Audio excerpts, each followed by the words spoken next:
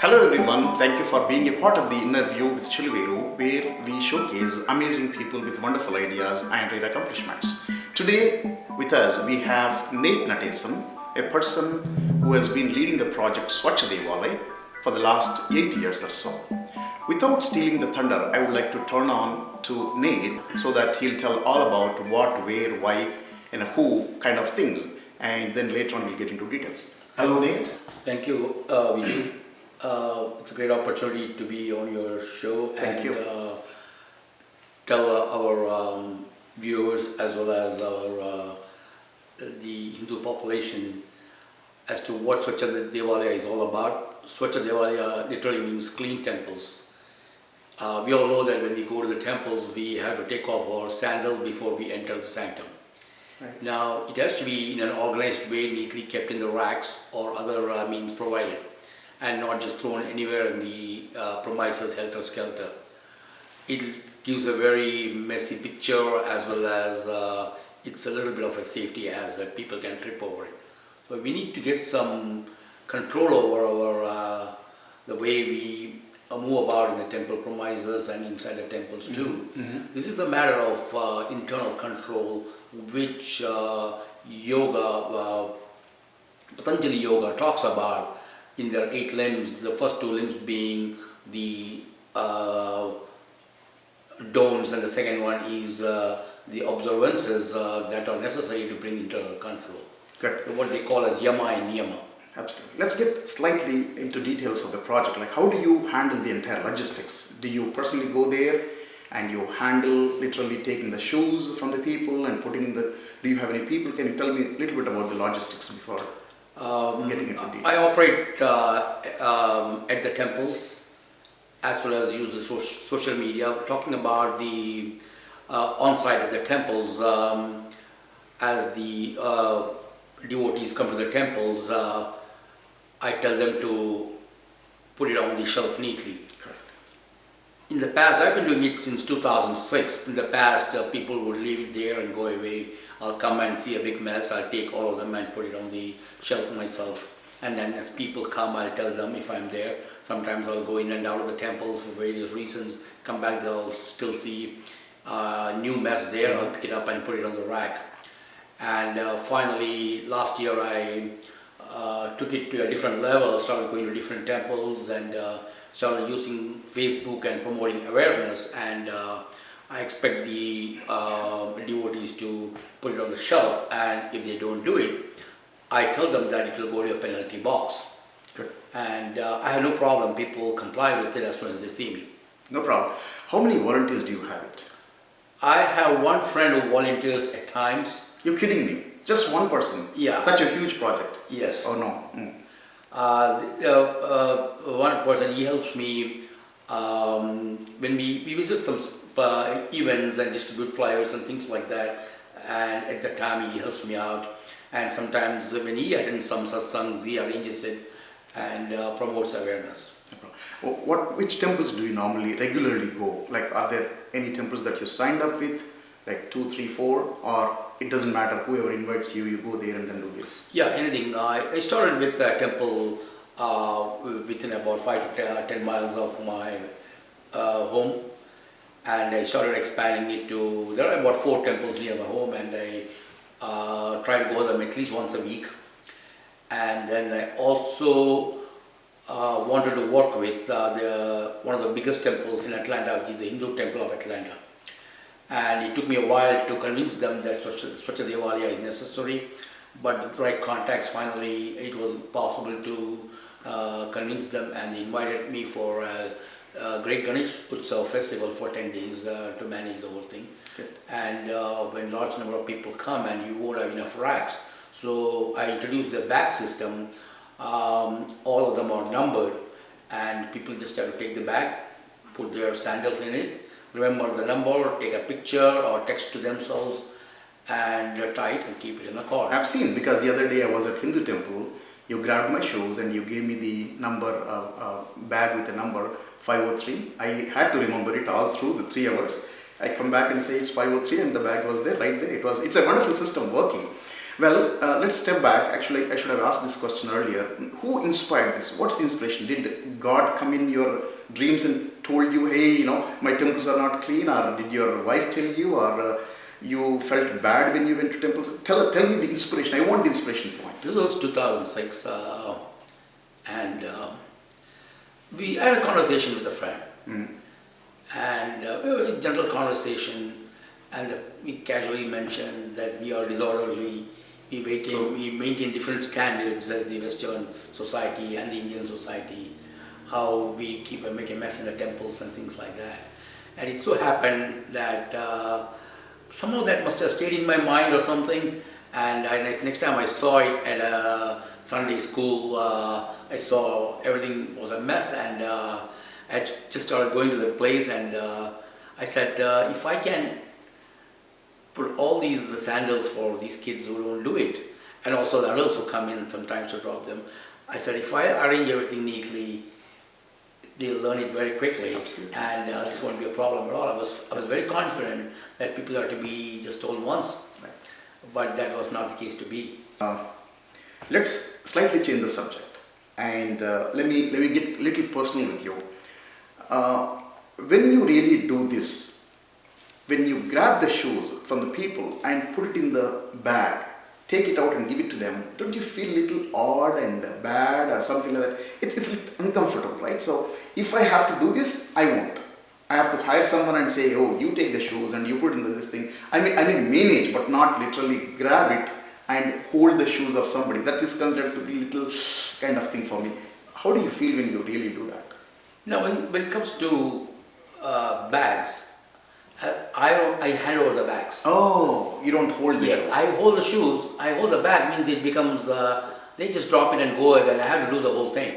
So I make sure that I hand the bag over to them. The less I do, the better it is. The idea is they should take ownership of it. When we use the bags only when there are going to be a lot of people coming far in excess of the capacity in the racks.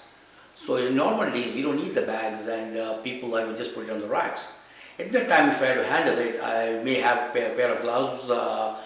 I work with the gloves, or sometimes I don't have the gloves, and it doesn't matter to me. I'll just grab and put it there. Okay. It was more about the feeling I'm talking about. So how you do it, it's up to you. It just does not bother me. No problem. Thank you. That's a great job you're doing. Okay, let me get a little personal. Do you mind asking me a personal question? Go ahead. Actually, you don't have a choice. I would have asked you anyway. Anyway, what do you do for a living?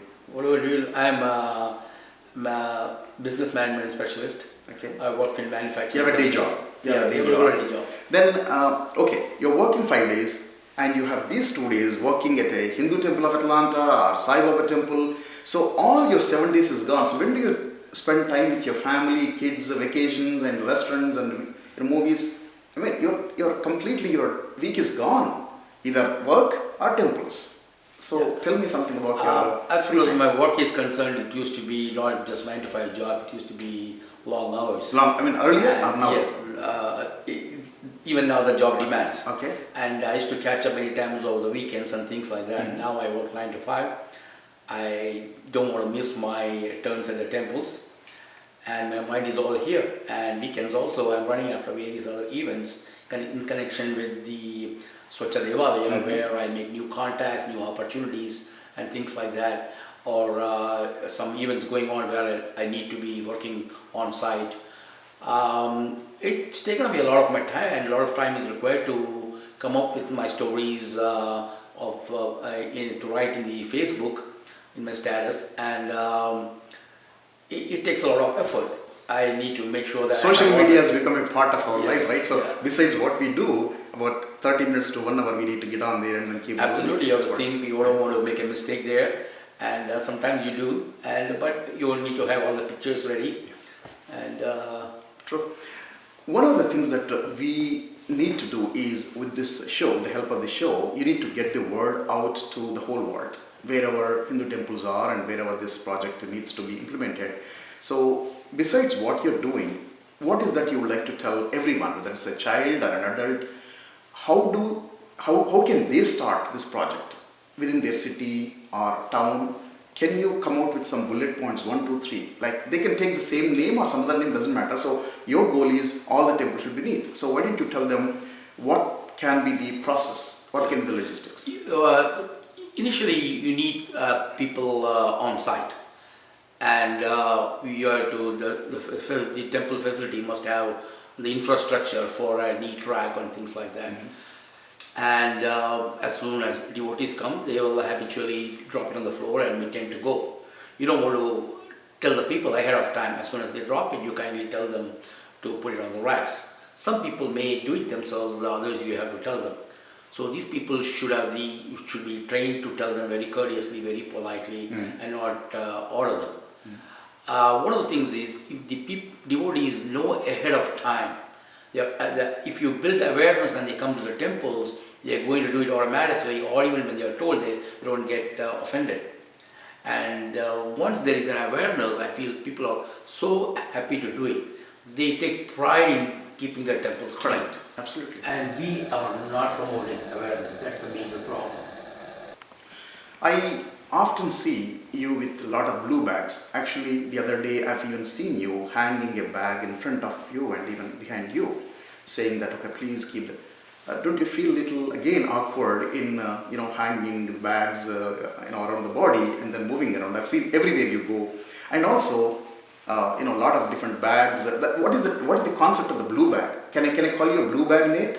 No, I'm not a blue bag, Nate. The bags are, I happen to buy this kind of bags, which doesn't cost much. Okay, that's the reason. Of course,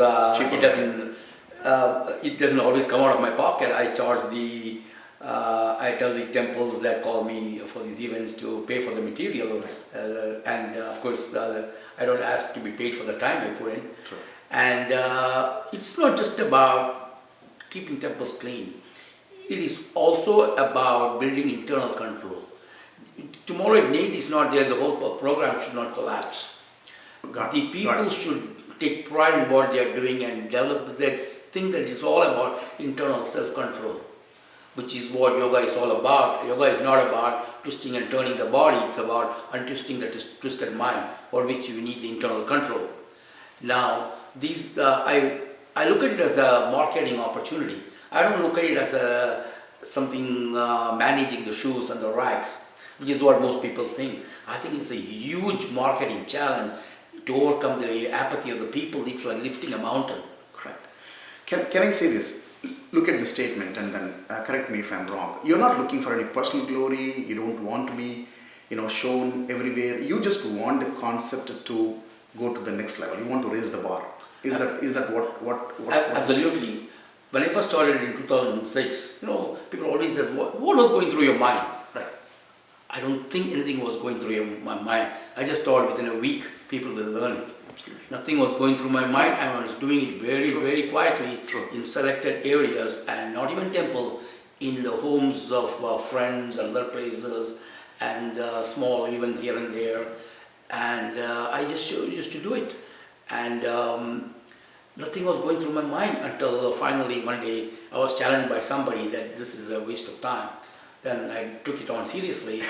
Little more seriously than... a lot more seriously. Otherwise it was just, I don't know why I wasn't going all out right in the beginning. I went all out in June of 2014 when somebody challenged me saying that this is a very, very difficult task, if not impossible task, and I'm just wasting my time. And then slowly I started doing it. It was very challenging, and I started seeing, hey, this can take me places. Absolutely. And not only, I can do a lot of things, a lot of reform. And this is a marketing challenge. This is I think it's a brand. It's not just promoting a brand. It's promoting a concept and overcoming an apathy.